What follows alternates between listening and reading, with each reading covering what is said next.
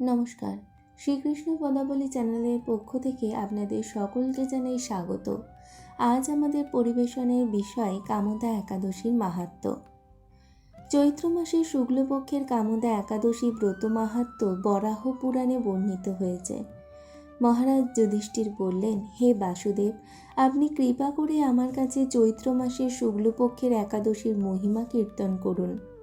শ্রীকৃষ্ণ বললেন, হে মহারাজ, এই একাদশী ব্রত সম্পর্কে এক বিচিত্র কাহিনী বর্ণনা করছি। আপনি এক মনে তা শ্রবণ করুন। পূর্ব মহিষী বশিষ্ঠ মহারাজ দিলীপের কৌতূহল নিবারণের জন্য এই ব্রতকথা কীর্তন করেছিলেন। ঋষি বশিষ্ঠ বললেন, হে মহারাজ, চৈত্র মাসের শুক্লপক্ষের একাদশীর নাম কামদা। এই তিথি পাপনাশক ও পুণ্যদায়িনী। পূর্বকালে মনোরম নাগপুরে স্বর্ণ নির্মিত গৃহে বিষধর নাগেরা বাস করত। তাদের রাজা ছিলেন পুণ্ডরিক। গন্ধর্ব, কিন্নর ও অপ্সরাদের দ্বারা তিনি সেবিত হতেন। সেই পুরী মধ্যে অপ্সরা শ্রেষ্ঠ ললিতা ও ললিত নামে গন্ধর্ব স্বামী স্ত্রী রূপে ঐশ্বর্যপূর্ণ এক গৃহে পরম সুখে দিন যাপন করত। একদিন পুণ্ডরীকের রাজসভায় ললিত এক গান করছিল। এমন সময় ললিতার কথা তার মনে পড়ল। ফলে সঙ্গীতের স্বর, লয়, তাল, মানের বিপর্যয় ঘটল। কর্কট নামে এক নাগ ললিতের মনোভাব বুঝতে পারল। গানের ছন্দভঙ্গের ব্যাপারটি সে পুণ্ডরিক রাজার কাছে জানালো। তা শুনে সর্পরাজ ক্রোধভরে কামাতুর ললিতকে, রে দুর্মতি, তুমি রাক্ষস হও বলে অভিশাপ দান করল। সঙ্গে সঙ্গে সেই ললিত ভয়ঙ্কর রাক্ষস মূর্তি ধারণ করল। তার হাত 10 যোজন বিস্তৃত, মুখ পর্বত গুহা তুল্য, চোখ দুটি প্রজ্বলিত আগুনের মতো, ঊর্ধ্বে 8 যোজন বিস্তৃত প্রকাণ্ড এক শরীর সে লাভ করল। ললিতের এরকম ভয়ঙ্কর রাক্ষস শরীর দেখে ললিতা মহাদুঃখে চিন্তায় ব্যাকুল হলেন।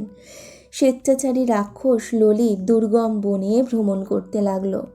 ললিতা কিন্তু তার সঙ্গ ত্যাগ করল না। ললিত নির্দয়ভাবে মানুষ ভক্ষণ করত। এই পাপের ফলে তার মনে বিন্দুমাত্র শান্তি ছিল না। পতির সেই দুরাবস্থা দেখে ব্যথিত চিত্তে রোদন করতে করতে ললিতা গভীর বনে প্রবেশ করল। একদিন ললিতা বিন্ধ্য পর্বতে উপস্থিত হল। সেখানে ঋষিশৃঙ্গ মুনির আশ্রম দর্শন করে মুনির কাছে হাজির হল। তার চরণে প্রণাম করে সেখানে দাঁড়িয়ে রইল।